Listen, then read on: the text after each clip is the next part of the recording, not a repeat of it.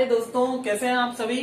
मैं डॉक्टर आनंद व्यास अपने YouTube channel पर फिर से आपका स्वागत करता हूं और आशा करता हूं कि आप सभी ठीक होंगे, खुश होंगे, मस्त होंगे और इसी की तरह से पढ़ाई कर रहे होंगे।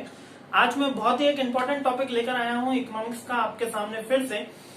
लास्ट क्लास में हमने डिस्कस करा था लॉ ऑफ डिमांड, जिसके अंदर हमने देखा था कि डिमांड और प्राइस के बीच में इनवर्स रिलेशनशिप होता है। यदि आपने अभी तक मेरा लास्ट वीडियो नहीं देखा है तो आप प्लीज मेरे प्लेलिस्ट पे जाकर मेरा लास्ट वीडियो देख लीजिए, ताकि ये वाली क्लास आपको पूरे अच्छे तरीके से समझ में आए। तो आज हम बात करने वाले हैं इलास्टिसिटी ऑफ डिमांड के बारे में। इलास्टिसिटी बेसिकली क्या होती है? इलास्टिसिटी बेसिकली होती है कि किसी भी कारण से, किसी भी फैक्टर के कारण जो डिमांड में वेरिएशन आता है, जो डिमांड में चेंज आता है, लाइक डिमांड बढ़ती है, डिमांड कम होती है, तो ये डिमांड की इलास्टिसिटी कहलाती है। इसको हिंदी में मांग की लोच बोला जाता है। हिंदी में मांग की लोच बोला जाता है। मांग की लोच क्या होती है कि मांग के अंदर आने वाला कोई भी परिवर्तन किसी भी एक कारण के द्वारा आता है, वो उसकी मांग की लोच कहलाती है। अब मांग की लोच बेसिकली यहाँ पर तीन टाइप्स में है। जो इलास्टिसिटी ऑफ डिमांड है वो बेसिकली तीन टाइप्स में है: price elasticity, income elasticity and cross elasticity. तो आज हम तीनों ही देखने की कोशिश करेंगे, जिसमें सबसे इंपॉर्टेंट पॉइंट है वो है प्राइस इलास्टिसिटी ऑफ डिमांड। तो आज हम पहले वीडियो के अंदर प्राइस इलास्टिसिटी ऑफ डिमांड देखने की कोशिश करेंगे और समझने की कोशिश करेंगे। सबसे इंपॉर्टेंट है, यदि आप यूपीएससी की तैयारी कर रहे हैं, यदि आप एसएससी की तैयारी कर रहे हैं, तो इलास्टिसिटी ऑफ डिमांड में से कहीं ना कहीं एक क्वेश्चन जरूर आता है कि इसके फॉर्मूला भी पूछा जा सकता है। आइए आज इसका डीपली नॉलेज करने की कोशिश करते हैं। तो हमारा टॉपिक है प्राइस इलास्टिसिटी ऑफ डिमांड। तो प्राइस इलास्टिसिटी ऑफ डिमांड का क्या मतलब है? प्राइस इलास्टिसिटी ऑफ डिमांड का मतलब है कि जो प्राइस में वेरिएशन होता है उसके कारण जो डिमांड में वेरिएशन हो जाए। मैं वापस से रिपीट करता हूं, जो प्राइस में वेरिएशन होता है उसके कारण से डिमांड में जो वेरिएशन होता है वो उसकी इलास्टिसिटी कहलाती है। अब यहाँ पर प्राइस में जो वेरिएशन है यहाँ हमको परसेंटेज वाइज कैलकुलेट करना है। इसका एक छोटा सा फॉर्मूला है, यहाँ पर लिख रखा है मैंने, आई होप विजिबल होगा।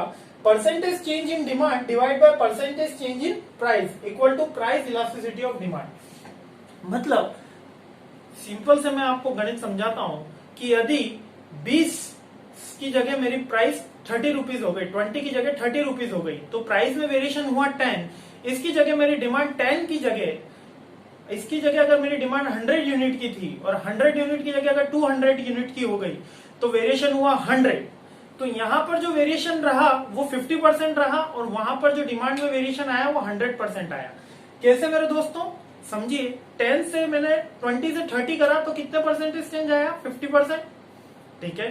और डिमांड में जब मैंने 200 से 300 करा तो कितने परसेंट? 100 से 200 करा तो कितने परसेंट चेंज आया? 100%। So percentage change in demand divide by percentage change in price equal to the elasticity. Basically इसका सिंपल फॉर्मूला है। इसके कॉन्सेप्ट कितने टाइप्स की इलास्टिसिटी होती है, आज हम वो पांचों टाइप्स देखने की कोशिश करेंगे। काफी इंपॉर्टेंट टॉपिक है, बीटेक में भी काफी बार एग्जाम में पूछा जा चुका है, मैनेजर इकोनॉमिक्स के अंदर आरटीयू में, कि प्राइस इलास्टिसिटी ऑफ डिमांड किसे कहते हैं। केवल प्राइस इलास्टिसिटी ऑफ डिमांड ही आ जाता है तीनों टाइप्स की जगह। इसलिए मैंने सबसे पहले ये टॉपिक कवर अप करने की कोशिश अपन कर रहे हैं। इसमें सबसे पहला जो पॉइंट है वो है जीरो इलास्टिसिटी। ये जो हमारा पॉइंट है ये है जीरो इलास्टिसिटी। जीरो इलास्टिसिटी में आप देखेंगे, जब मैं इसका डायग्राम, ये आप हमेशा डायग्राम याद रखिएगा, मैंने सारे डायग्राम एक बोर्ड पे बना दिए हैं ताकि आपको पांचों एक साथ याद हो जाए। मैं पहले डायग्राम को एक्सप्लेन करना हूं। Zero elasticity of demand, zero elasticity, zero price elasticity किस तरीके से है? यहाँ पर जो प्राइस है वो बार बार चेंज हो रही है। प्राइस P1 पे मान लीजिए 10 रुपीज थी और P2 पे 20 हुई, फिर भी जो हमारी क्वांटिटी 100 यूनिट की है वो कांस्टेंट बनी हुई है। तो इसी को जीरो इलास्टिसिटी ऑफ डिमांड कहते हैं। ऐसा कब होता है? ये हमारा नेसेसिटी गुड्स है, लाइक पेट्रोल। पेट्रोल आज आप देख रहे हैं कि 100 रुपीज अप्रोक्स पहुंचने वाला है। अगर वो 100 की जगह 150 भी पहुंचेगा तो भी हमको जो नेसेसरी पेट्रोल का यूजेस है, लाइक मुझे मेरे ऑफिस तक जाना है, मुझे मेरे फ्रेंड्स के यहाँ तक जाना है, फ्रेंड्स के यहाँ थोड़ा ओमिट कर सकते हैं, लेकिन जहां ऑफिस जाना है, ऑफिस से वापस घर आना है, उतना जो यूजेस है वो नेसेसरी ही रहेगा। मींस प्राइस बढ़ने पे भी डिमांड में कोई फ्लक्चुएशन नहीं आता। इसको जीरो इलास्टिसिटी कहते हैं। ये zero price elasticity of demand कहलाती है। आई होप सबको क्लियर होगा। Zero price elasticity. सेकंड जो है वो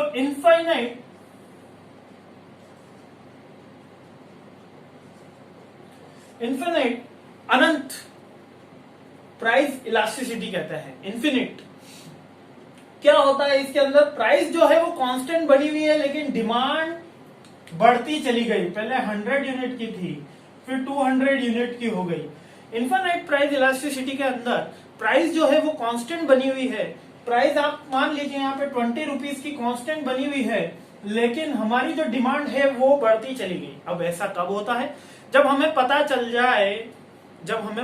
जाए कि कल पेट्रोल के प्राइस बढ़ने वाले हैं। मैं फिर से रिपीट करता हूं, अगर मुझे पता चल जाए कि कल पेट्रोल के प्राइस बढ़ने वाले हैं तो आज ही मैं टैंक फुल करा लूंगा। इसी को इनफाइनाइट प्राइस ऑफ इलास्टिसिटी कहते हैं। थर्ड जो पॉइंट है ये यूनिट प्राइस ऑफ इलास्टिसिटी है। यूनिट मींस जितना प्राइस में प्रोपोर्शनेट चेंज आता है उतना ही डिमांड में भी प्रोपोर्शनेट चेंज आए। इन दोनों में जो वेरिएशन होता है, परसेंटेज ऑफ डिमांड और परसेंटेज ऑफ प्राइस में जो वेरिएशन होगा, इसको मैं अल्फा भी लिख सकता हूं, alpha demand alpha price, alpha percentage demand alpha percentage price. जो वेरिएशन आएगा वो इक्वल आएगा। मींस अगर प्राइस 10 से 20 हुई है, याद रखिए यहां पर 50% वेरिएशन आया, 100% वेरिएशन आया, माफ कीजिएगा 100% वेरिएशन आया, तो डिमांड भी 100 से 200 ही होगी। मैं वापस से एक्सप्लेन करता हूं, जब डिमांड और प्राइस के अंदर सेम क्वांटिटी में सेम रेशियो में चेंजेस आता है तो वो यूनिट इलास्टिसिटी ऑफ डिमांड कहलाती है। थैंक यू मेरे दोस्तों, आई होप आपको तीनों क्लियर हो गए होंगे। यही सब ज्यादा इंपॉर्टेंट है, आगे का तो बहुत इजी है। अगर ये 3 आ गए हैं तो आगे भी आपको काफी आसानी से आ जाएगा। वापस से रिपीट करता हूं, जीरो इलास्टिसिटी, इनफाइनाइट इलास्टिसिटी और यूनिट इलास्टिसिटी। फोर्थ पॉइंट है हाई इलास्टिक। हाई इलास्टिक भी बोलते हैं, हाईली इलास्टिक भी बोलते हैं। हाई इलास्टिक का मतलब है कि जब प्राइस में ज्यादा चेंज आए लेकिन डिमांड में कम चेंज आए। प्राइस में ज्यादा चेंज आए लेकिन डिमांड में कम चेंज आए, सॉरी प्राइस में कम चेंज आए लेकिन डिमांड में ज्यादा चेंज आए, प्राइस में कम चेंज आए लेकिन डिमांड में ज्यादा चेंज आए, ऐसी इलास्टिसिटी को हम बोलेंगे highly elasticity of price. Last point है फिफ्थ, वापस जब प्राइस में ज्यादा चेंज आता है और डिमांड में कम चेंज आता है, प्राइस में ज्यादा चेंज आता है डिमांड में कम चेंज आता है, तो इस काइंड की इलास्टिसिटी को लेस इलास्टिक बोलते हैं। आई होप क्लियर होगा। हाई इलास्टिक जब डिमांड में ज्यादा चेंज आए proportionate to the price, less elastic जब प्राइस में ज्यादा चेंज आए proportionate to the demand. I hope पांचों क्लियर हो गए होंगे आपको। अपन एक न्यूमेरिकल के थ्रू, अपन एक फॉर्मूले के थ्रू, अपन एक थोड़ी सी टर्मिनोलॉजी के थ्रू ये पूरा का पूरा क्लियर करने की कोशिश करते हैं कि हाई इलास्टिक क्या है, यूनिट इलास्टिक क्या है, लेस इलास्टिक क्या है और इनफाइनाइट क्या है। मैं पांचों चीजें आपको एक ही बोर्ड पे बताने की कोशिश कर रहा हूं, तो वीडियो में एंड तक बने रहिएगा मेरे साथ। यहां पर मैं प्राइस लिख रहा हूं, यहां पर मैं क्वांटिटी यानी डिमांड मेंशन कर रहा हूं। फर्स्ट पॉइंट देखते हैं, प्राइस जो थी वो 10 थी, फिर वो हो गई 20। चेंज कितना आया, परसेंटेज चेंज 50%। डिमांड 100 थी, वो 100 की 100 ही रही। डिमांड 100 थी, 100 की 100 ही रही। इसको बोलेंगे, आपको बताया था, इन इलास्टिक या जीरो इलास्टिक। प्राइस में कितना भी वेरिएशन आ जाए, डिमांड में कोई वेरिएशन नहीं आता, इसको ही हम प्राइस जीरो इलास्टिक बोलते हैं। आइए दूसरा देखते हैं अपन। यहां पर प्राइस 10 रुपीज है, वापिस से 10 रुपीज रहती है, लेकिन जो डिमांड है हमारी वो 100, 200 और इसी की तरह आगे 300 रुपीज भी हो जाती है। तो इसको इन्फिनाइट इलास्टिसिटी ऑफ डिमांड बोलते हैं। ये हमारा सेकंड प्रोपोर्शन है, इसको इन्फिनाइट इलास्टिसिटी ऑफ डिमांड बोलते हैं। जब प्राइस में जीरो चेंज आता है तो जीरो इलास्टिक, जब प्राइस में कोई भी चेंज नहीं आए तो और डिमांड बढ़ती चली जाए तो इन्फिनाइट। आइए आगे दोनों पॉइंट और देख लेते हैं और जल्दी से ये टॉपिक कंप्लीट करते हैं। आई होप यदि आपको मजा आ रहा है, समझ में आ रहा है तो please like and subscribe my channel. Third जो इलास्टिसिटी है वो इक्वल इलास्टिसिटी है। यहां पर प्राइस 10 की 20 हुई, परसेंटेज चेंज 100% आया तो डिमांड भी 100 की 200 हो गई। यहां पर परसेंटेज चेंज 100% आया तो it means there is unit elasticity. Last first में शायद मैंने 10 का 20 50% लिखा है तो माफी चाहूंगा। यहां पर 100% चेंज है क्योंकि 10 डिवाइड बाय 20 तो 100% ही आता है, तो जल्दी में मेरे से 50% लिखा गया, मैं माफी चाहूंगा। हाँ, तो वापस मेरे टॉपिक पर आता हूं।